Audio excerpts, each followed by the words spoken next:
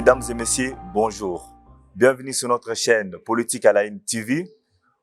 Aujourd'hui, nous allons décortiquer sur l'actualité de la RDC, l'actualité qui fait la une dans notre pays.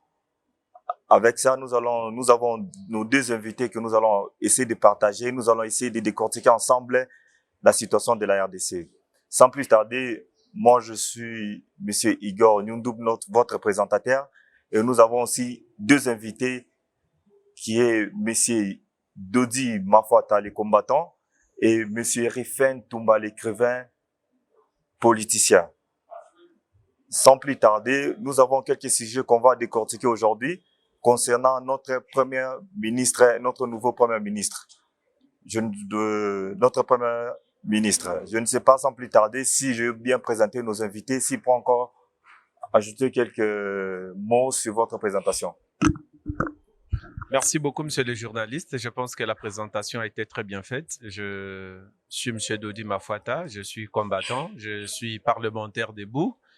Tout a été bien fait. Défenseur, donc deuxième zone de défense, c'est bien moi. Merci. Rufin Toumba, écrivain politique. Je pense que la présentation elle est déjà suffisante, sans exagération. Merci. Ok, monsieur Dodi Mafuata, vous n'avez pas bien terminé votre présentation. Combattant de l'IDPS, parce qu'il y a plusieurs combattants. Essayez un peu de nous expliquer bien vraiment de votre parcours un peu sur le plan politique. Si vous avez quand même quelques suggestions, si vous avez quand même un bilan concernant votre nom ou bien votre titre que vous venez de nous dire. Merci beaucoup. Je suis combattant. Le mot combattant, c'est un mot qui a existé depuis que nous avons vécu la dictature du président Mobutu. Il fallait qu'il y ait les gens qui puissent s'élever pour combattre cette dictature. Ceux qui se sont levés pour combattre cette dictature, ce sont ceux-là qu'on a appelés combattants. Donc, je suis combattant depuis belle lurette. Je suis combattant depuis que j'ai pris la conscience politique. Je suis membre de l'IDPS. Et voilà tout. Ok, merci, monsieur Dodi.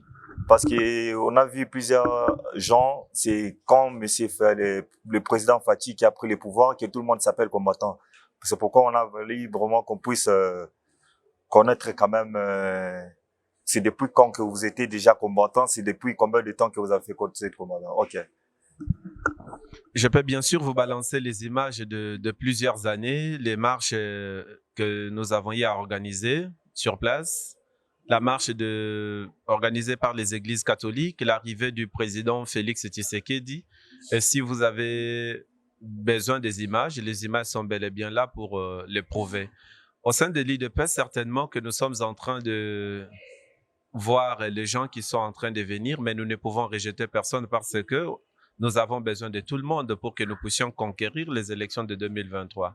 Donc, ceux qui peuvent s'appeler combattants d'aujourd'hui, il n'y a pas de problème. Mais non, mais sinon, nous, on est là depuis très longtemps. Ce n'est pas que nous sommes venus à l'IDPS parce qu'aujourd'hui l'IDPS a le pouvoir, je ne pense pas. Ok, monsieur Riffin, à vous votre parole. Vous nous avez dit que vous êtes écrivain politicien. Vous allez un peu bien nous expliquer. Oui, écrivain politicien. Écrivain politique, je n'ai pas dit écrivain politicien, écrivain politique. C'est-à-dire, d'ailleurs, la publication la plus récente, elle parle de la politique. Hein? Un pays qui fâche. C'est un livre en même temps qui porte un caractère politique, économique et social.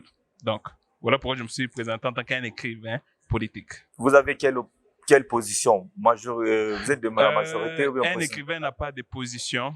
C'est seulement la raison qui nous conduit. Donc, vous n'avez pas de position? Non. On n'est pas non plus neutre. Nous, on penche du côté de la raison. Quand la raison est du côté majorité, on est majoritaire. Quand la raison elle est du côté opposition, on est de l'opposition. Donc, à l'instant, si vous êtes du côté majorité. En fait, on est des éclaireurs de la population. Voilà pourquoi on ne peut pas avoir des tendances. Merci. Ok. Ça va sans plus tarder. On va commencer pour notre petite question qu'on a prévue aujourd'hui concernant notre nouveau Premier ministre. Monsieur Dodi, je crois que c'est vous qui serez concerné pour cette première question qui est pour Monsieur Samaloukonde. Jusque-là, les gens commencent à se demander comment Monsieur Samaloukonde est-il Premier ministre. Est-ce qu'il y avait quand même des processus pour qu'il puisse passer Premier ministre ou bien peut-être c'est le chef de l'État lui-même qui l'avait fait vraiment pour qu'il puisse à cette poste-là? Merci beaucoup, monsieur le journaliste, pour la question. Je sais que le président de la République, ayant constaté que son alliance avec la majorité, l'ancienne majorité, c'est-à-dire l'accord entre FCC et CASH, n'ayant pas marché, il a pris la résolution de pouvoir créer l'Union sacrée de la nation.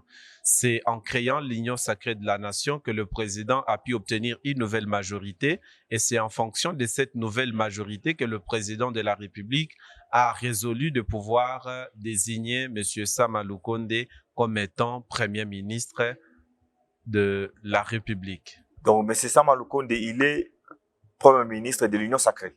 Il est Premier ministre pour les comptes de l'Union sacrée. Est-ce qu'il pesait dans l'Union sacrée ou bien c'était un choix? C'est ce qu'on voulait savoir pour ce choix-là. C'était par son clan politique ou bien peut-être il y avait quand même un rapprochement avec le chef de l'État concernant... Oui, poids politique, je pense oui, parce que lorsqu'on vient dans une union, comme tous les partisans, tous qui ont pris part à l'union sacrée, nous devenons un.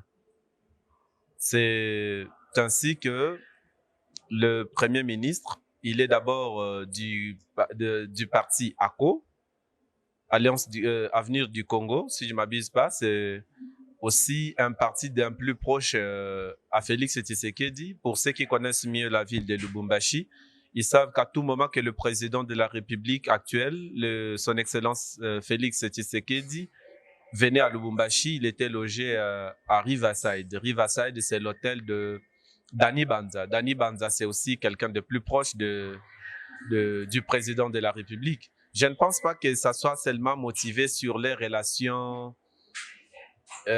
familiale, amicale, mais il est aussi question de la confiance que le président de la République a dû trouver dans la personne de son Excellence Sama Lukonde. Surtout qu'il avait déjà placé à la GECAMI. Je pense qu'il a confiance en lui. Monsieur Réfé, je ne sais pas, est-ce que M. Sama Lukonde sera vraiment relever tous les grands défis que le peuple congolais peut s'attendre? Avant d'abord de répondre à la question s'il peut relever, je me dis, quand je vois dans M. Sama Lukonde, je vois en même temps le choix de l'Union sacrée et en même temps le choix du chef de l'État. Quand je dis le choix de l'Union sacrée, c'est que le président, pour nommer librement un Premier ministre, il fallait qu'il ait la majorité parlementaire. Et derrière l'Union sacrée, le président a obtenu cette majorité parlementaire. Et maintenant, en ce qui concerne la nomination de Sama Lukonde, pour moi, il me semble que c'est vraiment le choix personnel du chef. Moi, je dis le choix personnel. Je vais m'expliquer. Oui. Pourquoi le choix personnel? Vous allez constater que quand le chef de l'État arrive, avant d'avoir même cette majorité-là, il nomme Sama Lukonde directeur général de la GECAMIN. Mais parce à l'époque, la majorité, en fait, la majorité parlementaire n'était pas en sa faveur. Et maintenant qu'il a cette majorité parlementaire, il relève encore sa personne de confiance pour le nommer, pour l'élever cette fois-ci au rang de Premier ministre. Mais c'est vous êtes d'accord pour ça? Vous êtes d'accord? Il évolue d'abord, mais... oui, alors, voyons, est-ce qu'il a le profil qu'il faut? Parce que, vous voyez, c'est la deuxième fois qu'on parle d'un oiseau rare, le profil. Je dirais, seul, non, on ne peut pas le critiquer. Jusque-là, on ne peut vraiment pas émettre un quelconque avis. Mais on attend qu'il puisse constituer son gouvernement pour qu'on voie si ce gouvernement sera capable de répondre au social du peuple congolais. Okay. Donc, mais cela dit, je voulais qu'on puisse avoir un peu plus de précision sur ça. Si réellement M. Sama Lukonde, il est sorti de l'Union sacrée ou bien peut-être c'est le chef de l'État qui l'a nommé de lui-même. Que tu nous expliques un peu parce qu'on veut avoir une précision sur ça. Merci beaucoup, monsieur le journaliste. Je l'ai bien dit que M. Sama Lukonde est du parti ACO, qui est membre de l'Union sacrée. Sur ces points, il est membre de l'Union sacrée. Okay. Et puis, il est aussi quelqu'un de confiance du président Félix Antoine Tshisekedi. Et aussi, il y a beaucoup de cartes qu'il fallait jouer dedans. Il y a la géopolitique qui a joué. Vous savez que les Katanga étaient parmi... les Katanga dirigeaient la nation pendant plusieurs années. Partant de Musée Kabila, de 1997 en 2001, 4 ans. Joseph Kabila prend autour de 18 ans, ça fait 22 ans. Il ne serait donc pas facile que les Katanga ne puissent pas aussi se retrouver sur la scène politique congolaise. Donc, il a dû balancer toutes ces choses-là et voir s'il faudra peut-être prendre quelqu'un qui soit ressortissant du Katanga, mais au moins que ce soit quelqu'un de confiance. Et voilà, je pense que il est membre de l'Union sacrée et aussi ça joue plus avec, il est aussi vraiment quelqu'un de confiance du président de la République. Ben, vu que depuis le président Félix Antoine Tshisekedi a pris le pouvoir, on a senti qu'il est penché seulement du côté au Katanga. C'est ce qu'on ne parvient pas à comprendre. Ilunga Ilunkamba, il était de ce côté ici. Et le bilan, vous-même, vous connaissez quel était son bilan. Aujourd'hui encore, M. Sama Lukonde, est-ce qu'on peut vraiment espérer effectivement que là, vraiment, il y aura un grand changement?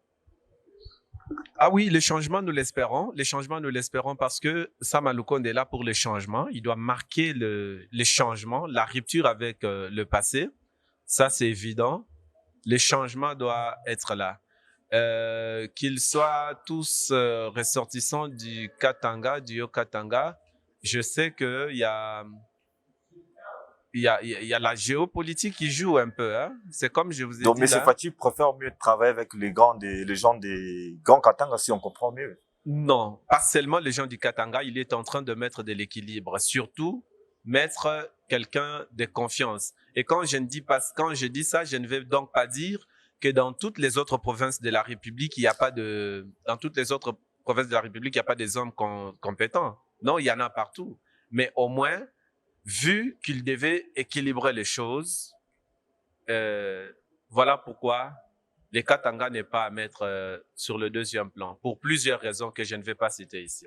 Ok, d'accord, merci de dire. Sans plus tarder, on passe à notre deuxième question.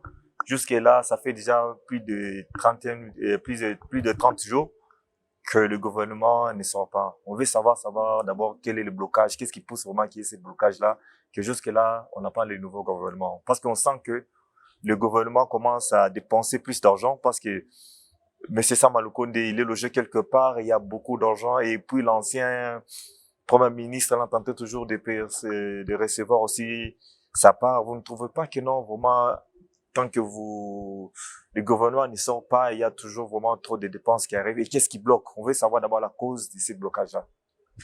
Merci beaucoup, monsieur le journaliste. J'espère qu'il n'y a pas de blocage. J'entends les gens dire ça et là, qu'il y a blocage de la part d'un tel regroupement politique que je ne vais pas non plus citer ici. Parce que même le regroupement politique dont on parle qui est en train de faire blocage, je pense qu'ils sont autour d'une septantaine de députés environ. Et la majorité parlementaire actuellement est à 391. Si jamais il s'est décidé de quitter en bloc, ce qui est impossible parce que au cas où le président de ces regroupements se déciderait de pouvoir se retrancher, plusieurs personnes ne partiraient pas avec lui. Mais allons-y dans l'hypothèse selon laquelle, au cas où il partirait avec tout le monde, nous aurons toujours plus de 300 députés et cela ne peut bouger rien. Rien du tout. La majorité, elle est forte. Donc, par rapport à cette lecture, il n'y a pas de blocage. Oui. Certainement que le président de la République est en train d'éviter que l'on puisse retomber dans des questions du genre telles que vous l'avez soulevé tout de suite, soit disant qu'on est en train de dépenser beaucoup d'argent. Il ne veut pas. Nous avons d'abord un gouvernement d'environ 65 ministres. Si jamais il aurait nommé un autre gouvernement mi-février, aujourd'hui, ce gouvernement aurait déjà fait plus de environ 30 jours. Donc, 30 jours d'activité. Donc, on aurait 2 gouvernements parallèles et qui seraient certainement budgétivores pour la République.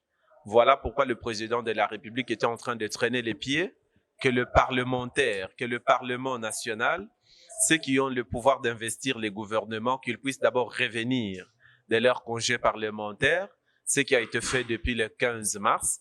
Il fallait tout de suite qu'ils puissent voter leur calendrier d'activité.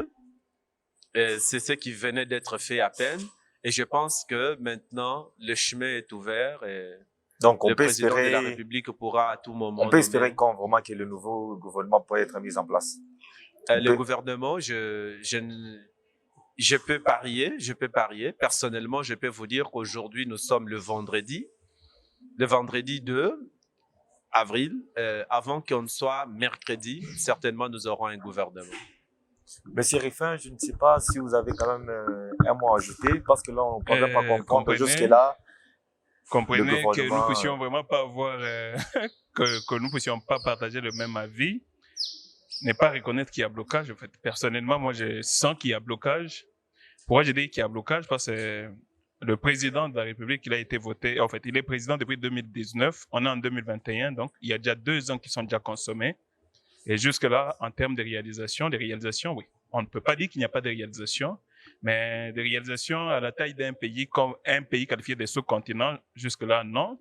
Alors donc, ça veut dire que le chef de l'État a tout intérêt de mettre le temps au profit. Donc, c'est lui qui bloque. Alors, il faut mettre le temps au profit. Mais on se rend compte déjà que l'Union sacrée, je pense que l'Union sacrée a déjà plus de 2 mois qu'il a eu à constituer l'Union sacrée, Mais je constate que le blocage, il est à quel niveau? Ça ne m'engage que moi. J'étais curieux déjà dès le départ de connaître quel sera le cahier des charges de l'Union sacrée. Parce que vous voyez, plusieurs venaient à l'Union sacrée comme venant pour se partager les gâteaux, se partager les butins. Je pense que c'est ces problèmes-là qui commencent à se poser. Parce que si déjà les présidents avaient défini clairement, si ces gens-là, s'ils étaient sincères en adhérant à l'Union sacrée pour travailler pour la population, aujourd'hui on ne parlerait même pas des gens qui se cafouillent les postes. Parce qu'on devait juste miser sur un élément, c'est les compétences. Parce qu'on sait très bien nous tous, hormis l'aspect géopolitique, pour construire ces pays, donc on a vraiment besoin de miser sur les compétences. C'est le président qui bloque la sortie du gouvernement. Je ne dis pas que le président bloque. Mais qui bloque, c'est qu'aujourd'hui, les gens sont en train de se cafouiller autour de leurs propres intérêts, pas pour les intérêts de la nation. Parce que quand il y a des partis politiques qui veulent avoir 8 postes, 5 postes, non. On doit attendre, comme les porteurs de la vision, c'est les chefs de l'État, je pense que, on devait maintenant placer des éléments, on devait juste sélectionner maintenant dans l'Union sacrée des éléments qui seraient des gens qui peuvent incarner cette vision et qui peuvent facilement la réaliser. Et comme ça traîne encore, donc quelque part il y a un petit souci, on peut aussi admettre qu'il y a blocage. Donc on peut dire qu'il y a un blocage. Il y a blocage, oui, sur la partition du ministère. Il y a blocage. Monsieur Dedi, il y a blocage. Je ne sais pas si vous pouvez encore... Blocage, je ne pense pas. Qui bloquerait qui et pourquoi? Lorsque le président de la République a appelé à l'Union sacrée, il a appelé tout le monde autour de son initiative. Il a appelé les gens à venir s'unir autour du slogan « Le peuple d'abord ». Il a demandé à tous les participants, tout le monde qui accepterait de prendre parti au sein de l'Union sacrée, de venir, non pas avec leur propre intérêt, mais plutôt avec l'intérêt du peuple. Vous savez que l'Union sacrée, mais tout le monde est là.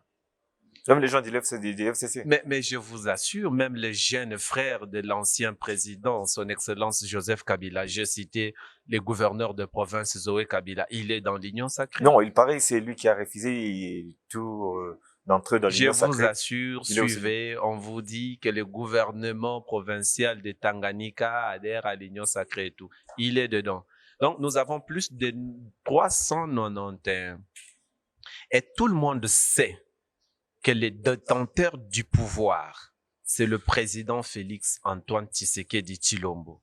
Et si jamais vous vous levez en opposition contre lui, vous allez couler. Et tout le monde le sait. Tout le monde le sait. Et tout ce que je suppose, voilà pourquoi je sais qu'il peut y avoir un peu de couac, mais je ne veux donc pas dire qu'il y a blocage parce que ces couacs ne peuvent pas avoir la hauteur de pouvoir bloquer la sortie du gouvernement. Donc, si on comprend bien pour l'Union sacrée, ouais. Donc l'initiateur lui-même, il connaît comment ça va se passer. Il connaît. Parce que, donc, dans l'Union sacrée, il n'y a pas une négociation.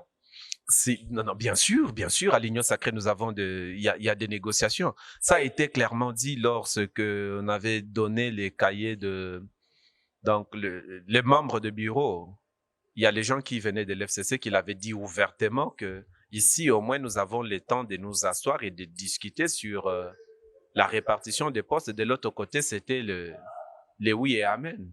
Donc, vous attendez, on vous donne un nom et puis c'est fini. Il n'y avait pas de discussion. Donc, pour le nouveau gouvernement, on attend seulement jusqu'à ce que le président va décider et par après, on aura, je crois, c'est ça. Parce que s'il n'y a pas de blocage, donc là, on attend seulement le président qui puisse accorder que...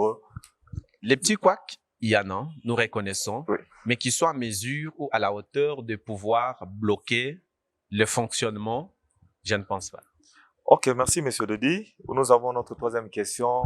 Il a été demandé au nouveau gouvernement de Samalukonde de la parité dans ce gouvernement, qui est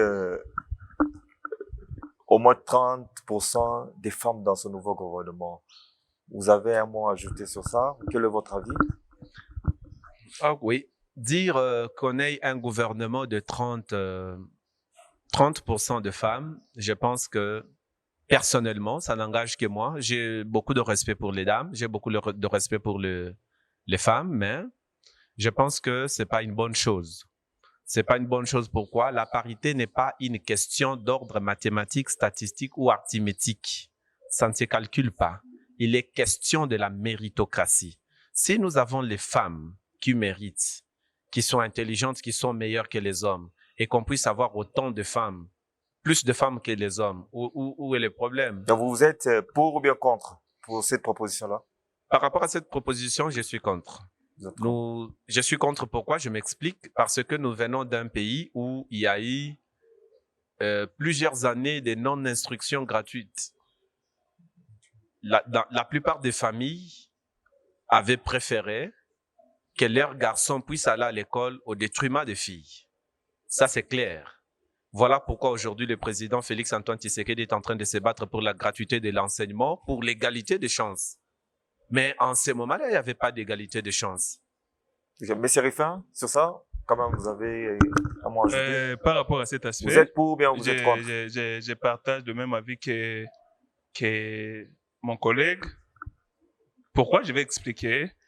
Comme je l'ai dit dans le livre, ce pays a besoin de compétences pour se relever. Et qui dit compétences ne dit pas homme ou femme.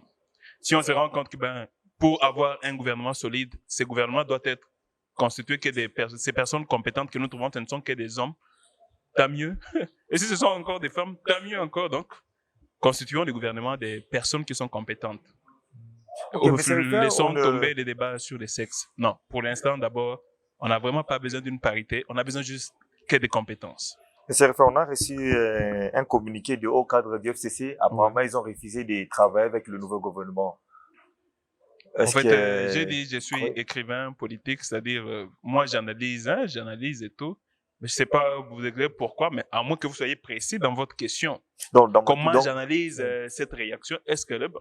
Mais seulement, n'oubliez pas, on a vraiment besoin, moi, je n'encouragerais pas tout le monde d'aller dans l'union sacrée. On a besoin d'une opposition républicaine parce que c'est l'opposition qui sert de garde-fou au pouvoir en place. Donc, on a vraiment besoin, si les FCC se rendent compte qu'il peut bien jouer ses rôles pour permettre à ce que cette nation n'aille pas à la dérive, j'encouragerais cette position. Donc, si l'FCC, il est de l'opposition, donc l'IDPS ne peut pas se dire encore. Je sais vraiment pas parler des UDPS ou des FCC. Moi, c'est plus les intérêts. Donc, je vous ai dit dès le départ que moi, là, je pense du côté de la raison. La raison, c'est de voir cette nation s'engager sur la voie de son développement. Donc, c'est plus FCC accepter d'être de l'opposition. Donc, moi, je veux qu'il y ait un pouvoir et qu'il y ait aussi de l'opposition.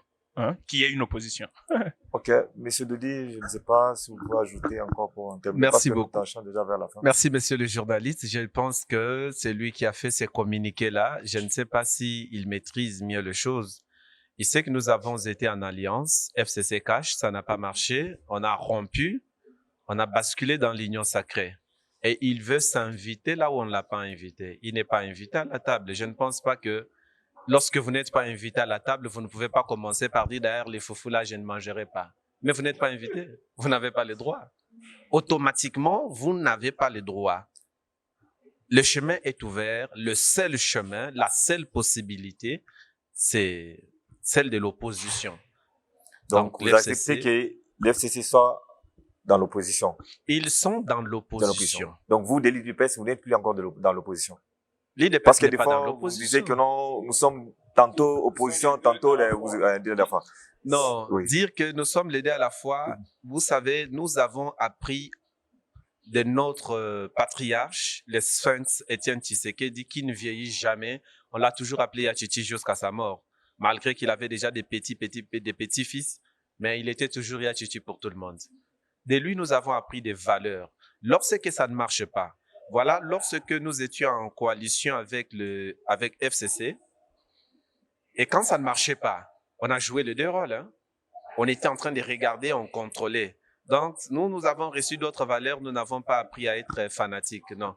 Et même quand le président de la République, qui est le nôtre bien sûr, lorsqu'il y a un peu de déviation, les combattants de l'IDPS, les membres de l'IDPS, nous sommes prêts pour les recadrer tout de suite. Mais vous n'avez pas peur que dans le nouveau gouvernement, on va retrouver toujours une grande majorité des gens de l'FCC? Vous n'avez pas peur? Vraiment, peut-être qu'ils vont presque faire ce qu'ils ont fait les 2 ans passés? Je ne comprends pas les membres de l'FCC Oui, au sein oui, du qui sont gouvernement. intégrés dans l'Union sacrée, peut-être pour le poste ministériel, mais peut-être ils peuvent ne pas encore faire l'évolution pour les 3 ans restants. Oui, le FCC, ancien FCC, qui est actuellement dans l'Union sacrée, je ne pense pas que je pense que la couleur de l'FCC a disparu. Oui. Là, ils sont de l'Union sacrée. Donc, on peut espérer que le même ministre là pourront quand même changer pour l'intérêt du peuple. Oui, ça, c'est à l'appréciation du chef. Hein, Il y a quand même des sanctions ou des ministres qui ne respectent pas des consignes de l'Union sacrée? Non, ça ne sera pas la même chose. Avant, c'était les dictons. Les gens recevaient les injonctions de quelque part. Et cette fois-ci, mais tout est mieux tracé. Vous allez voir, ça sera vraiment différent. Ça ne sera pas la même chose. Ok. Monsieur Ruffin, un mot de la fin pour le nouveau gouvernement. Un mot de la fin. Je veux que nous puissions tous ensemble analyser la situation du pays à travers un pays qui fâche. C'est un ouvrage qui vous donne la possibilité d'être capable de scruter l'actualité du Congo et connaître où allons-nous avec le Congo. Et d'ailleurs, vous pouvez même avoir la facilité de connaître où est-ce que nous tendons avec Union Sacrée, FCC, et tout ça. Merci, sinon. Ok, Monsieur Dodi, un mot de la fin, comme ça pour qu'on puisse citer ensemble. Merci beaucoup, monsieur le journaliste. Je suis en train de souhaiter bonne chance au gouvernement Sama Lukonde que nous sommes en train d'attendre d'ici quelques jours. Et j'espère que la République démocratique du Congo pourra jouir. Okay. Monsieur Dodi, merci pour votre merci beaucoup, disponibilité de venir au sein de notre plateau. Je crois prochainement on aura encore le temps de décortiquer ensemble sur l'actualité du pays. Je dis un grand merci à l'équipe technique qui nous a accompagnés, monsieur OPJ et ingénieur Ojas, sans oublier nos partenaires Maman Mokozi, Nicole Lukenda et BBC Express, notre partenaire, sans oublier Lubum Info DRC. Merci, à bientôt.